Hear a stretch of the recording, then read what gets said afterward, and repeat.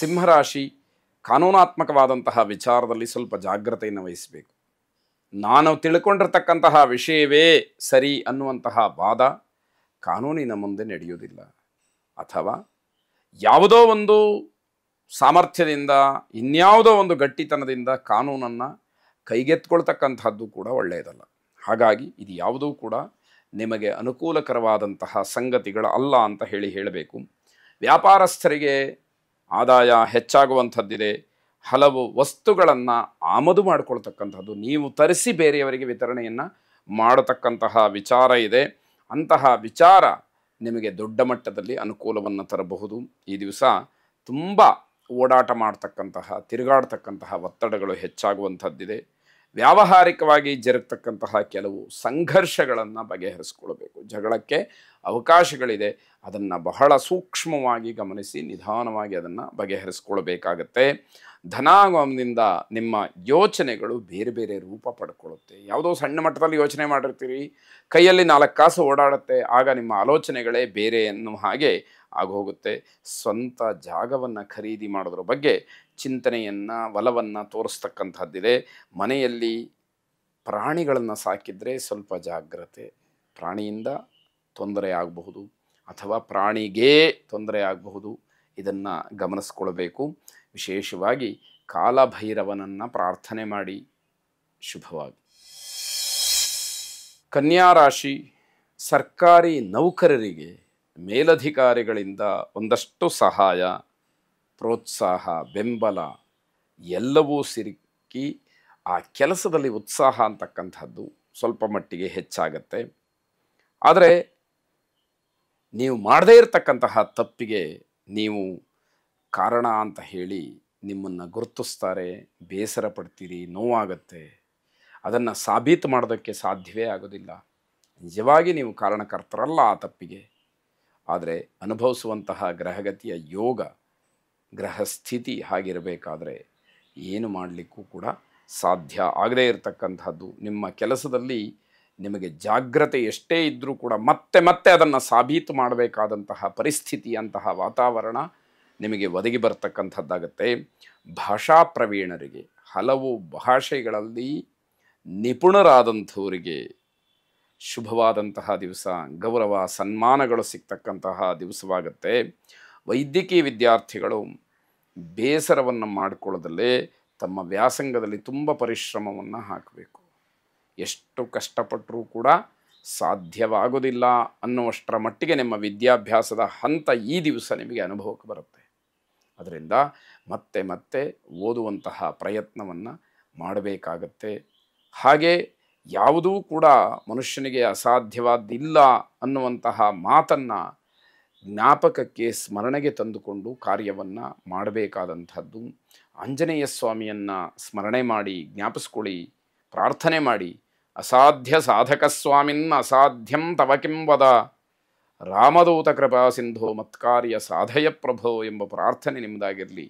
ನಿಮ್ಮ ಯಾವುದೇ ಕೆಲಸಗಳಿರಲಿ, ಆ ಆಂಜನೇಯ ನಿಮಗೆ ಮಾನಸಿಕವಾದಂತಹ ಸ್ಥೈರ್ಯ ಧೈರ್ಯಗಳನ್ನು ಕೊಟ್ಟು ನಿಮ್ಮ ಕೆಲಸವನ್ನು ಮಾಡುವಂತೆ ಪ್ರಚೋದನೆಯನ್ನು ಮಾಡಲಿ. ಶುಭವಾಗಿ.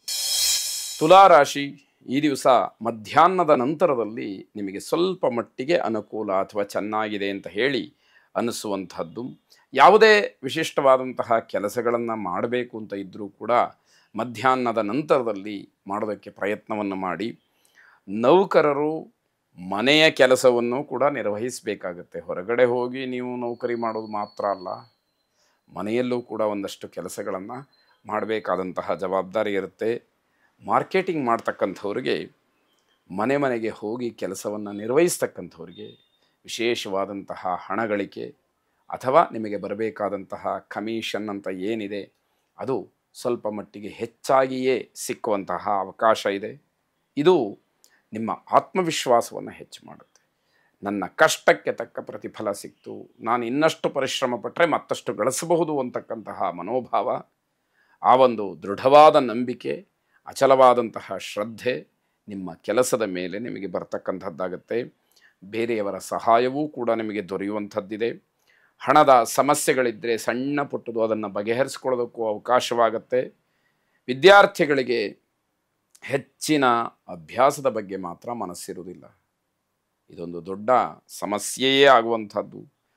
ತಾವು ಕಲಿತಂತಹ ವಿದ್ಯೆ ಏನಿದೆ ಅದು ಸಕಾಲಕ್ಕೆ ಉಪಯೋಗ ಬಂದಾಗ ಹೆಚ್ಚು ಸಂತೋಷವಾಗ್ತಕ್ಕಂಥದ್ದು. ಅಂತಹ ಅನುಭವ ಓದಿದಂತಹ ವಿದ್ಯಾರ್ಥಿಗಳಿಗೆ ಸಿಕ್ಕುವಂತಹ ದಿವಸ ಇದು.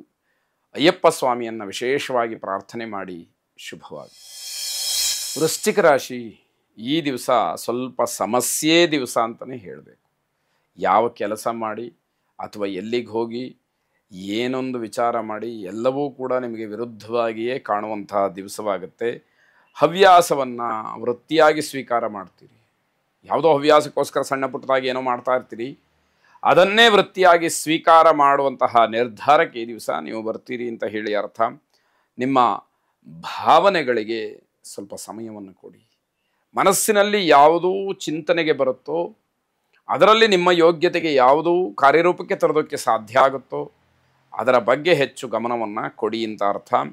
ಏನೇ ಸಮಸ್ಯೆಗಳಿದ್ದರೂ, ಏನೇ ಎದುರಾದರೂ ಕೂಡ ಬಹಳ ನಿಧಾನವಾಗಿ ಆಲೋಚನೆಯನ್ನು ಮಾಡಿ ಅದಕ್ಕೆ ಪರಿಹಾರವನ್ನು ಕಂಡುಹಿಡ್ಕೊಳ್ಬೇಕು. ತತ್ಕ್ಷಣದಲ್ಲಿ ಏನೋ ಒಂದು ನಿರ್ಧಾರವನ್ನು ಮಾಡ್ತೀನಿ, ಕೋಪದಿಂದ ನಿರ್ಧಾರ ಮಾಡ್ತೀನಿ ಅಂತಾದರೆ ಅದು ಯಾವುದೂ ಪ್ರಯೋಜನ ಆಗೋದಿಲ್ಲ. ಆದ್ದರಿಂದ ಇನ್ನಷ್ಟು ಮತ್ತಷ್ಟು ಕಷ್ಟಕ್ಕೆ, ಒತ್ತಡಕ್ಕೆ ಒಳಗಾಗ್ತೀರಿ ಅಂತಕ್ಕಂಥದ್ದು. ಏನೇ ಸಮಸ್ಯೆ ಇದ್ದರೂ, ಸವಾಲುಗಳಿದ್ದರೂ ಬುದ್ಧಿವಂತಿಕೆಯಿಂದ ಬಗೆಹರಿಸ್ಕೊಳ್ಬೇಕು. ಆಗ ಮಾತ್ರ ಯಶಸ್ಸಿಗೆ ಹಾದಿ ಅನ್ನುವಂಥದ್ದು. ಗಲಾಟೆ ಜಗಳಗಳು ಬೇಡವೇ ಬೇಡ. ತಾಳ್ಮೆಯನ್ನು ಕಳ್ಕೊಳ್ತಕ್ಕಂಥದ್ದು, ತಾಳ್ಮೆ ಪರೀಕ್ಷೆಯಾಗ್ತಕ್ಕಂಥದ್ದು, ಇವೆಲ್ಲವೂ ಎದುರುಗಡೆ ಸವಾಲಾಗಿ ಬರುತ್ತೆ. ಅದನ್ನೆಲ್ಲ ದಾಟಿ ಬರಬೇಕಾದಂಥದ್ದಿದೆ. ಜಾಗ್ರತೆಯಿಂದ ವರ್ತಿಸದೆ ಇದೆಲ್ಲದಕ್ಕೂ ಕೂಡ ಪರಿಹಾರ ಅಂತ ಹೇಳಬೇಕು. ಶಾಂತಿ ಸಮಾಧಾನಗಳೇ ಈ ದಿವಸಕ್ಕೆ ದಿವ್ಯವಾದಂತಹ ಔಷಧಿ ಅಂತ ಹೇಳಬೇಕು. ಅದನ್ನು ಯಾರು ಸರಿಯಾಗಿ ಪಾಲಿಸ್ತೀರಿ ಅವರಿಗೆ ಯಶಸ್ಸು ನಿಮ್ಮದಾಗ್ತಕ್ಕಂಥದ್ದಿದೆ. ಮಹಾಕಾಳಿಯನ್ನು ಪ್ರಾರ್ಥನೆ ಮಾಡಿ ಶುಭವಾಗಿ.